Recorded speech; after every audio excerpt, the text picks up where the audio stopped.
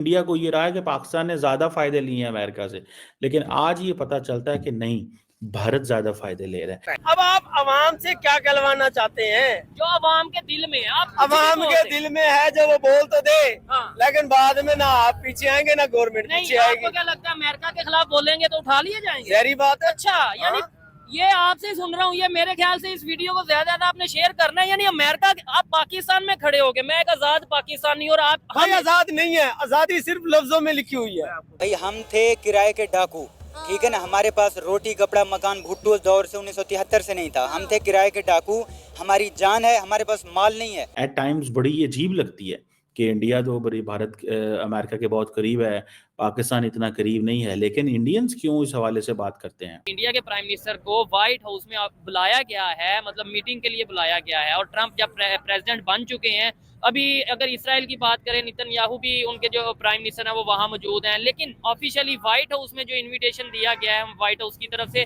वो Indian prime minister को दिया गया। इतनी अहमियत इंडिया को क्यों मिल रही है अमेरिका की तरफ से? इसलिए तो उसको इस अहल समझा गया है। अच्छा। इनको इस अहल समझा गया नहीं। वजह क्या है? ये हमेशा भीख मांगते हैं, हमेशा मांगने के लिए जाते हैं, वो मांगने के लिए नहीं जाते। आपको अमेरिका का वीजा मिले ना, सबसे पहले आप मैं नहीं जाऊंगा। कि ट्रंप जो है, क्या वो इंडिया का दोस्त है या दुश्मन है?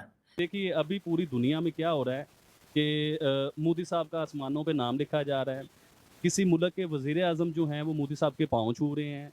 अमेरिकन जो सदर हैं वो मोदी साहब को प्रोटोकॉल दे रहे हैं और मोदी साहब को बॉस कहा जा रहा है। मैं अपने वतन के लिए जान दे सकता हूँ, लेकिन अब मैं नहीं दूंगा, क्योंकि मुझे इस वतन के लिए मुझे कुछ नहीं नज़र आ रहा। और मैं अभी ये चाहता हूँ कि मैं जितनी जल्दी हो ये मुल्क से चला जाऊँ। अभी तो हमें एशियन डेवलपमेंट बैंक ने बोल दिया था कि मोदी साहब की एजुकेशन पॉलिसीज को पाकिस्तान अपनाए अगर ग्रो करना चाहता है। मोदी साहब का प्रोटोकॉल मिला ना, एक बहुत बड़ा हाल, और उधर बहुत बड़े बड़े लोग बैठे हुए हैं और उधर उन्हें ऐसा प्रोटोकॉल मिला कि आसमान पे मोदी लिखा हुआ है और मोदी साहब क्या कह रहे हैं कि वो है इंडिया। क्या बात है कि जो डोनाल्ड ट्रंप हैं वो बेसिकली आउट ऑफ सिलेबस हैं। दोस्तों, पीएम मोदी अमेरिका के 2 दिवसीय दौरे पर हैं। पिछले महीने अमेरिका के राष्ट्रपति डोनाल्ड ट्रंप से फोन पर बातचीत करते हुए पीएम मोदी ने उन्हें फिर से राष्ट्रपति बनने पर बधाई दी थी। तो डोनाल्ड ट्रंप ने भी पीएम मोदी को अमेरिका दौरे का न्योता दिया था, जिसे पीएम मोदी ने स्वीकार कर लिया था। पीएम मोदी का यह अमेरिका दौरा कई मायनों में अहम होगा। दोस्तों, प्रधानमंत्री के तौर पर पीएम मोदी का यह 10वां अमेरिका दौरा होगा। 2014 में पीएम बनने के बाद से अब तक पीएम मोदी 9 बार अमेरिका जा चुके हैं। पीएम मोदी के पिछले 9 अमेरिका दौरे के दौरान बराक ओबामा, डोनाल्ड ट्रंप और जो बाइडेन अमेरिका के राष्ट्रपति रह चुके हैं। अब उनके 10वें दौरे के दौरान डोनाल्ड ट्रंप फिर से अमेरिका के राष्ट्रपति बन चुके हैं। दोस्तों, प्रधानमंत्री नरेंद्र मोदी के अमेरिका दौरे पर पाकिस्तान मीडिया की प्रतिक्रियाएं आमतौर पर आलोचनात्मक रहती है। पाकिस्तान की मुख्य समाचार चैनलों और अखबारों ने इस दौरा को भारत अमेरिका संबंधों में बढ़ती मजबूती के रूप में देखा और उसे दक्षिण एशिया में शक्ति संतुलन के रूप में चुनौती बताया। आर्टिफिशियल इंटेलिजेंस है जिसमें अगर देखा जाए तो चाइना के डीप सीक ने अमेरिका की आर्टिफिशियल इंटेलिजेंस के कपड़े उतार दिए। इसमें कोई शक नहीं। ये समझते थे कि पता नहीं हम ही हैं, हर चीज हमने ही बनानी है।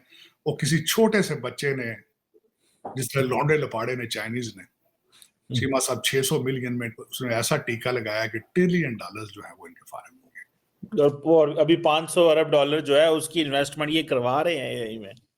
चीमा साहब, इस वक्त जितने इंटरनेशनल इन्वेस्टर, टेक इन्वेस्टर हैं, जो कटिंग एज टेक्नोलॉजी के अंदर जितने इन्वेस्टर्स हैं, वो सारे अबैंडन कर चुके हैं सिलिकॉन वैली और इनके इन्वेस्टर्स को। They are not investing with them. साहब के लिए तो आज बहुत ही बातें करने के लिए, तो आपसे वो बातें करेंगे। देखिए अभी पूरी दुनिया में क्या हो रहा है कि मोदी साहब का आसमानों पे नाम लिखा जा रहा है। किसी मुल्क के वज़ीर आज़म जो हैं वो मोदी साहब के पाँव छू रहे हैं। अमेरिकन जो सदर हैं वो मोदी साहब को प्रोटोकॉल दे रहे हैं और मोदी साहब को बॉस कहा जा रहा है। बिग बॉस जो होते हैं ना, उन्हें बॉस कहा जा रहा है। अब मैं सिर्फ आप लोगों से, पूरी अपनी ऑडियंस से, पूरे पाकिस्तान से आज ये पूछना चाहता हूँ कि ये गद्दार आपके सामने खड़ा हुआ है, इंडियन एजेंट जो है ना, वो आपके सामने खड़ा हुआ है। सिर्फ ये बताइए कि अब पूरे जापानीज जो है वो भी गद्दार हो चुके हुए हैं। इंडियन एजेंट है ना, वो गद्दार हैं। इधर से जो उनके पाँव छू रहे हैं, कौन सी कंट्री है वो? पपुआ जी। अब पपुआ के वजीर आजम जो उनके प्राइम मिनिस्टर हैं, उन्होंने मोदी साहब के पाँव छुए हैं। पपुआ पूरे का पूरा गद्दार है। फतवा पूरा जो है ना वो इंडियन एजेंट है और वो इंडिया के लिए काम करे। जैसे आबिद अली इंडिया का एजेंट है, आबिद अली ने इंडिया के लिए क्या मतलब सच बोला, मोदी साहब के लिए सच बोला।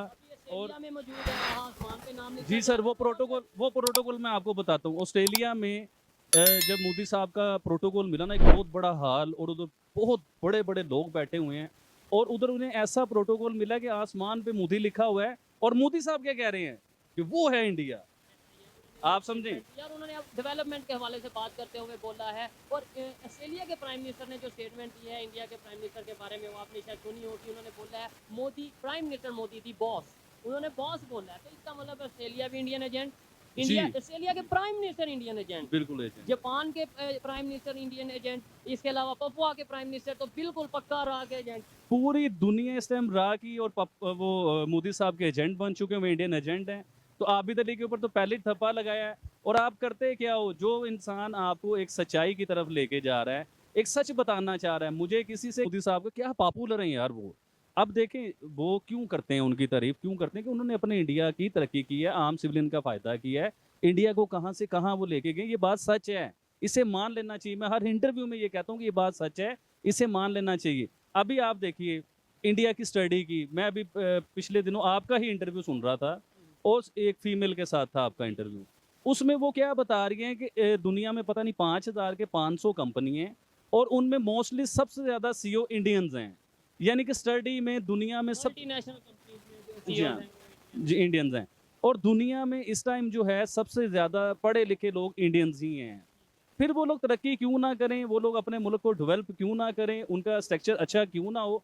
और एक जगह पे मैं इंटरव्यू सुन रहा था आपका ही, उसमें मुझे बताया जा रहा है कि पाकिस्तान की सड़कें जो है ना इंडिया से बहुत अच्छी हैं।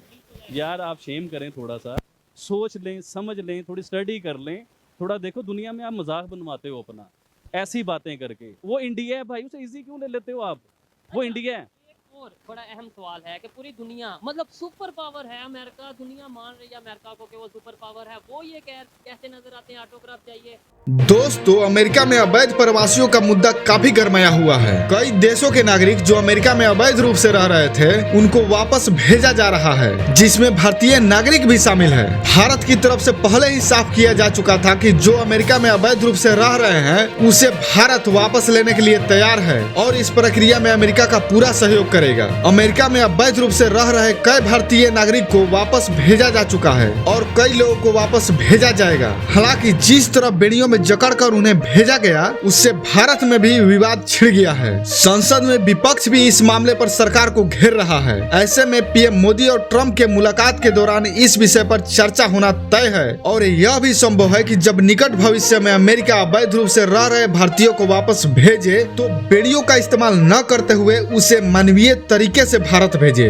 दोस्तों, ऐसे ही अमेजिंग वीडियो के लिए चैनल को लाइक, शेयर एंड सब्सक्राइब करना ना भूलें। जय हिंद।